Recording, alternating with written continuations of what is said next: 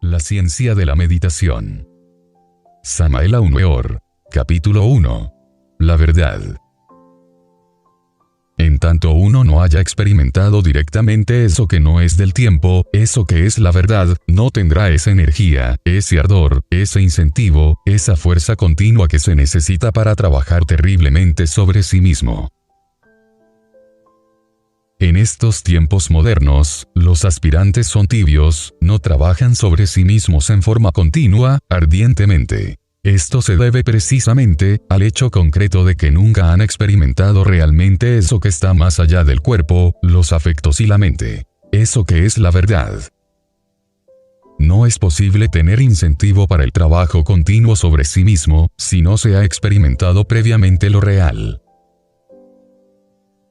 Eso que uno siente en lo más hondo de su propio ser, es lo único que puede experimentar directamente aquello que no es del tiempo. Eso que está de este lado del río por aquí en el valle del Samsara, es lo que sufre. Aquello que está al otro lado del río, es eso que no es del tiempo. Eso es eso, y tú no lo conoces. El ser del ser está más allá del yo, en el jardín del amor, en eso que no es del tiempo. El ser del ser está muy lejos del cuerpo, de los afectos y de la mente. Nosotros, los hermanos de servicio, sufrimos mucho por estos pobres humanoides que viven en este valle de amarguras. Queremos llevárnoslos al otro lado del río.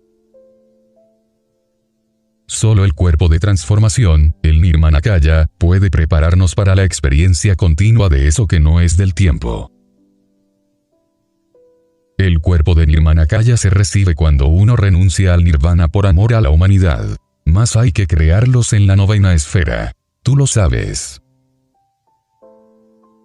El cuerpo de Nirmanakaya solo lo poseen los bodhisattvas de compasión, esos que renunciaron a la felicidad por amor a la humanidad doliente. Solo el cuerpo de Nirmanakaya o cuerpo de transformación, nos convierte en seres capaces de experimentar continuamente lo real. Muchos entenderán estas líneas con el intelecto, mas no son conscientes de estas enseñanzas, porque no las han experimentado directamente.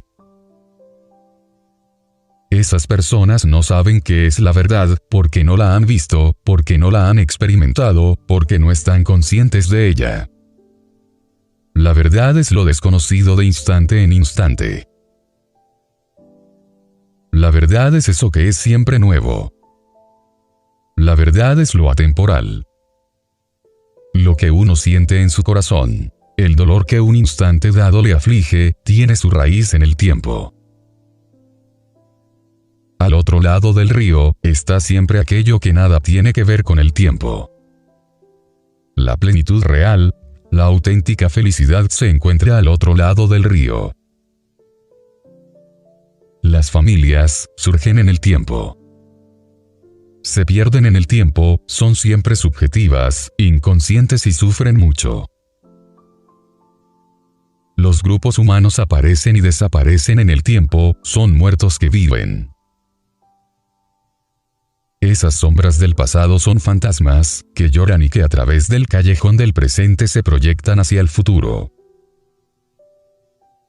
Sombras del ayer proyectándose en el futuro a través del callejón del presente. Entre esas sombras del tiempo existen muchos conflictos. Conflictos subjetivos de los grupos que lloran, tú lo sabes. Pobres seres inconscientes que aparecen y desaparecen como fantasmas en el tiempo. Lo que está atrás de nosotros mismos en lo interior de lo interior, es el ser. Solo el ser del ser puede experimentar directamente la verdad. El mí mismo está de este lado del río.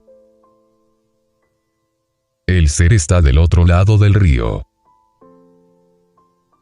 El mí mismo es lo que nada vale, lo perecedero.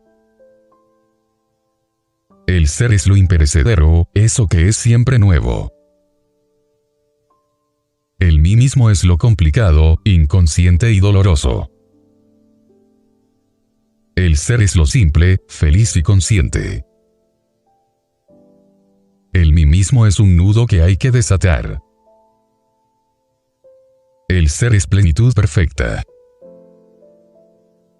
Las diversas circunstancias dolorosas de la vida nunca podrían existir más allá del tiempo. Sentir uno lo que uno debe sentir, lo que nadie entiende, lo que ignora el que siente, lo que no vale la pena sentir, es en realidad estar despierto. Tras el sentimiento que uno considera tan real, existe otro sentimiento que la gente no entiende. Más allá de la luz existe la luz de la luz. Más allá de la inteligencia, existe la inteligencia de la inteligencia. Más allá del fuego existe el fuego del fuego.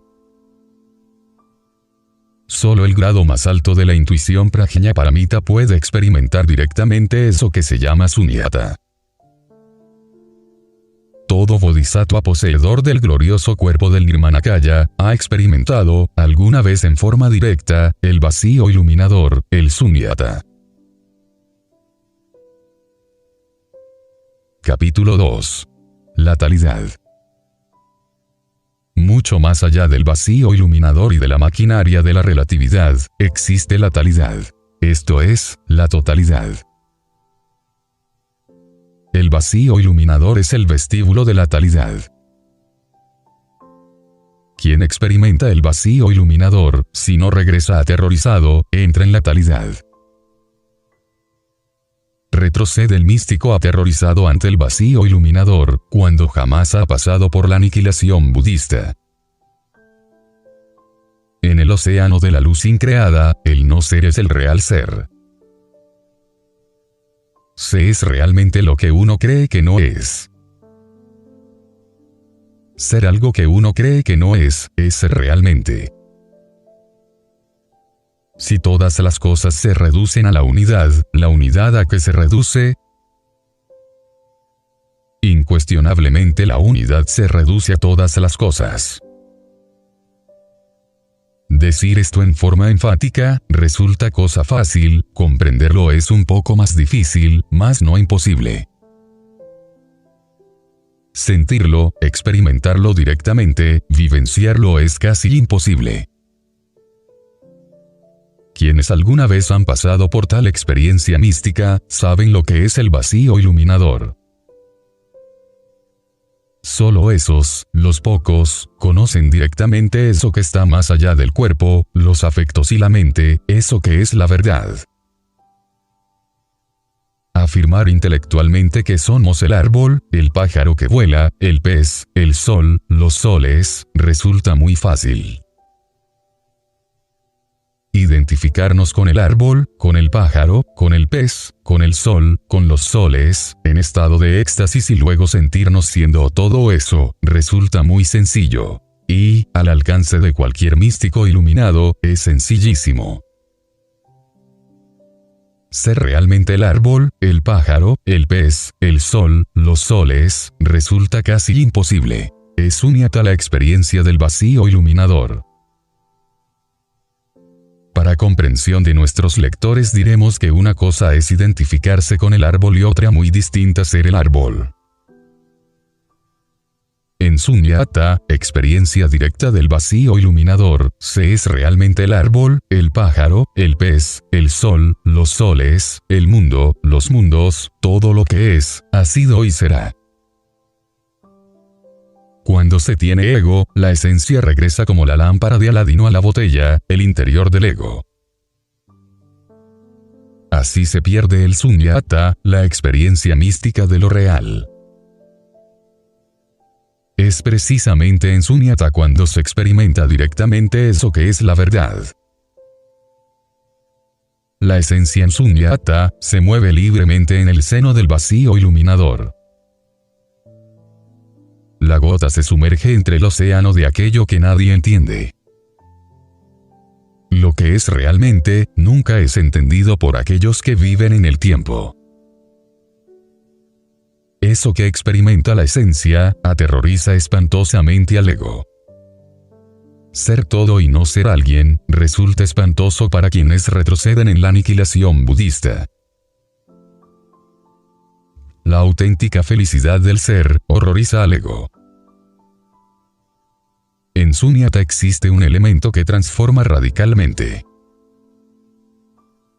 Quien alguna vez ha experimentado el Sunyata, trabajará intensivamente sobre sí mismo, sin desmayar jamás. En el vacío iluminador se siente lo que nunca se puede expresar con palabras. Eso que se siente en el ser, causa dolor al ego. El ser y el ego son incompatibles. Son como el agua y el aceite. Nunca se pueden mezclar. En Sunyata la gota se diluye más y más entre el gran océano. Se extiende terriblemente. ¿A dónde nos llevará? Aúlla el huracán entre las gargantas de las montañas, el mar azota la playa, se estremece la tierra en sus intimidades. Todo esto no son sino incidentes pasajeros, vanos aleteos, ligeras vibraciones que se pierden entre eso que está más allá del cuerpo, los afectos y la mente. En el gran océano se diluye, la conciencia extendiéndose aterradoramente. Es río, es mar y mucho más que todo eso. Toda esa profundidad es terriblemente divina. Océanos sin orillas. Los dioses son tan solo olas de luz entre el océano profundo de eso que no tiene nombre. La conciencia superlativa del ser se extiende, se amplía aterradoramente y presiente que al fin ha de perderse en algo aún más profundo. Si el ego no existiera, toda posibilidad de terror sería algo más que imposible. Desgraciadamente el ego aún existe y teme a la aniquilación budista. Es precisamente el mí mismo quien transmite su pérfida vibración a la conciencia superlativa del ser. Entonces el místico exclama, ¿y yo, entonces, qué será de mí?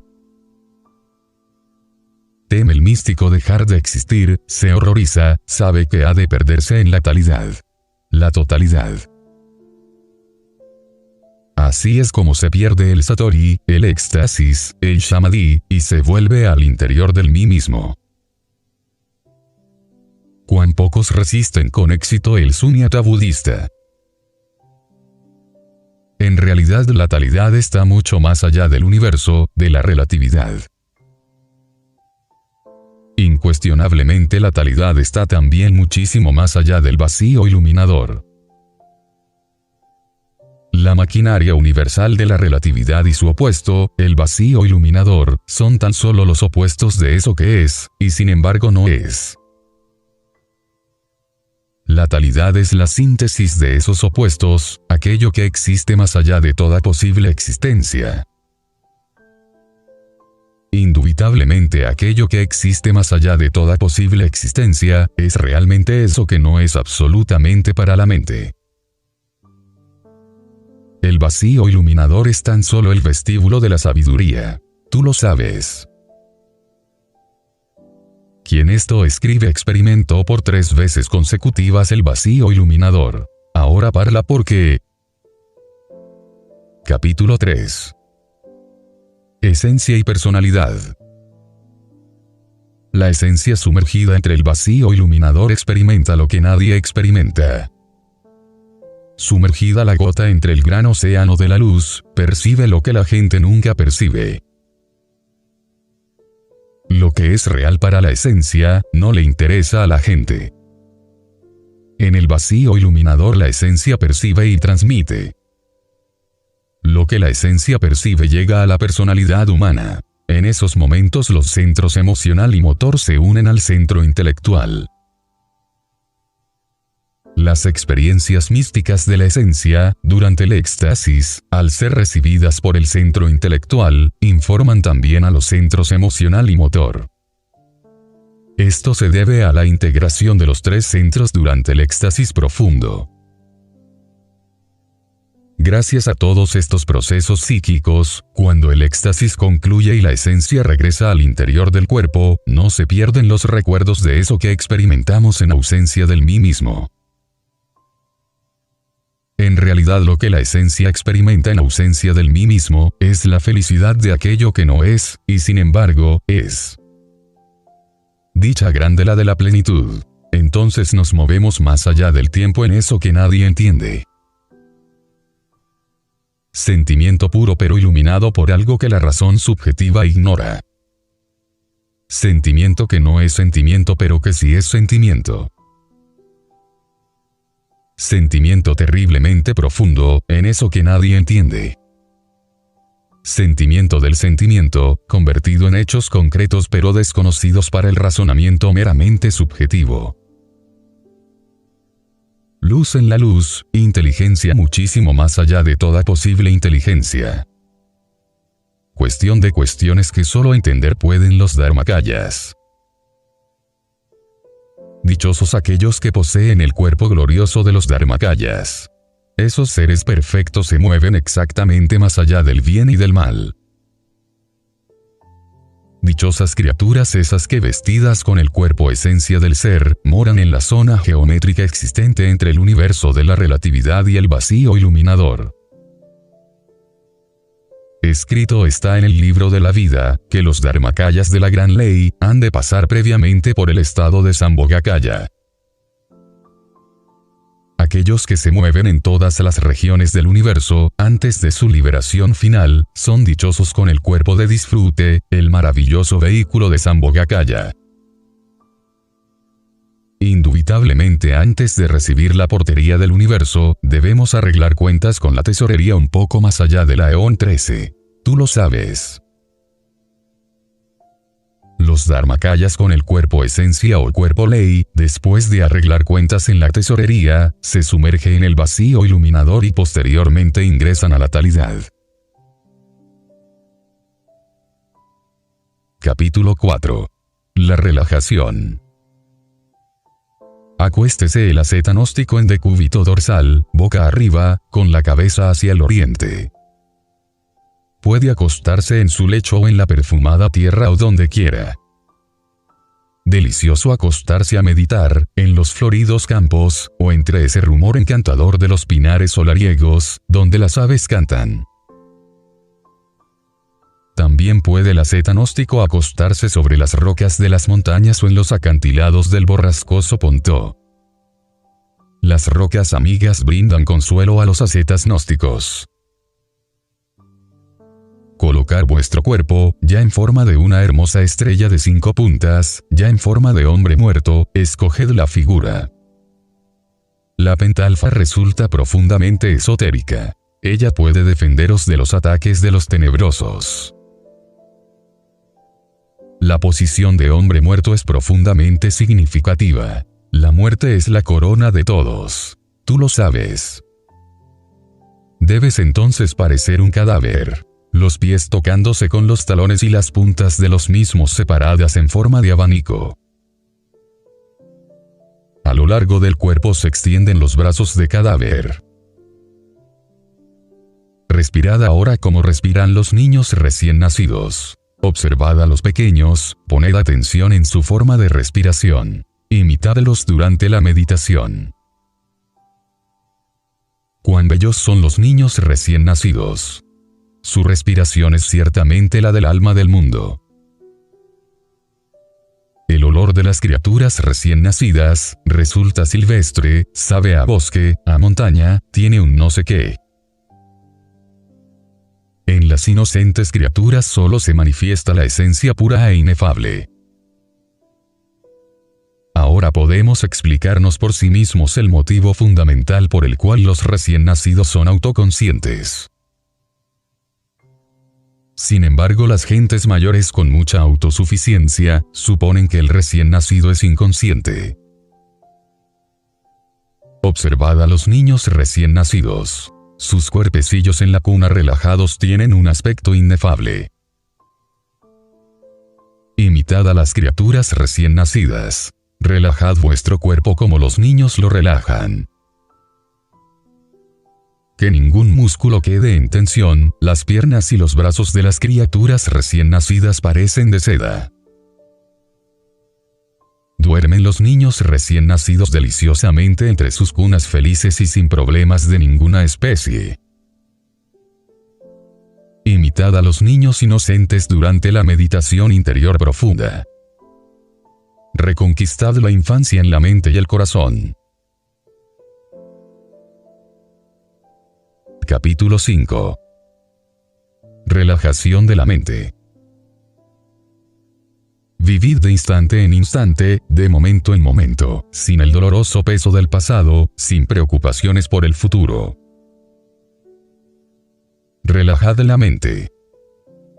Vaciadla de toda clase de pensamientos, deseos, pasiones, etc.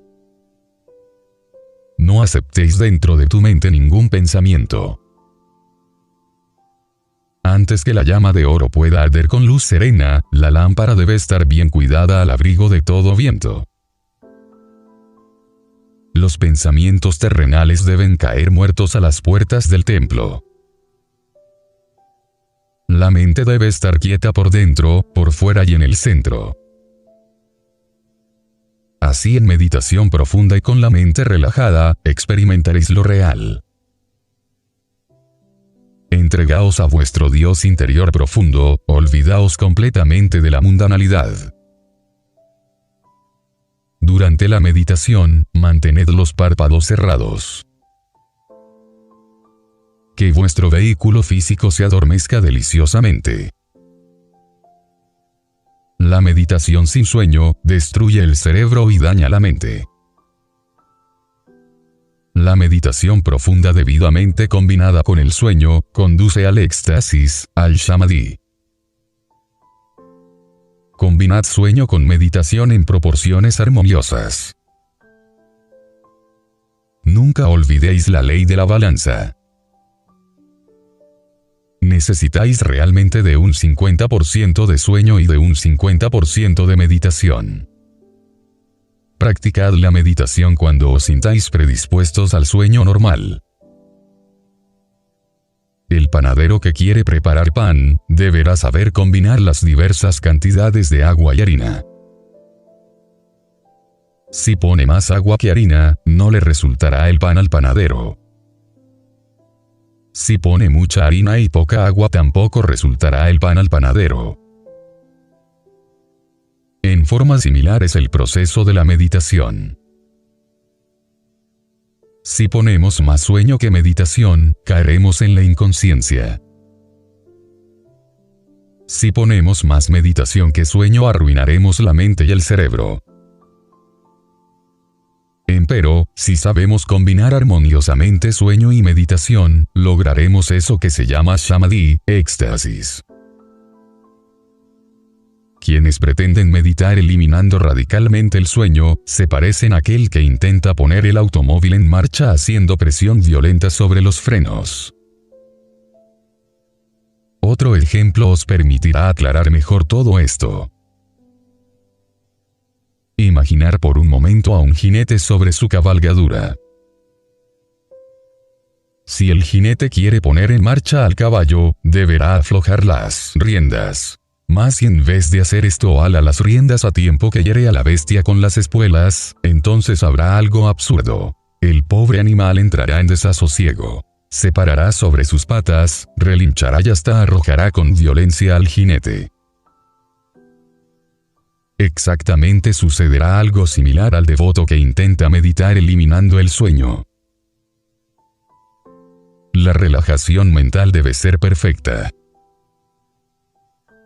Cualquier idea, deseo, pensamiento, etc., que en un instante dado se atraviese por la mente produce tensiones y esto no es relajación. El relajamiento perfecto de la mente excluye deseos, ideas, pensamientos, recuerdos, pasiones, etc. Vaciar la mente, convertirla en un pozo sin fondo, profundo, es realmente relajarla.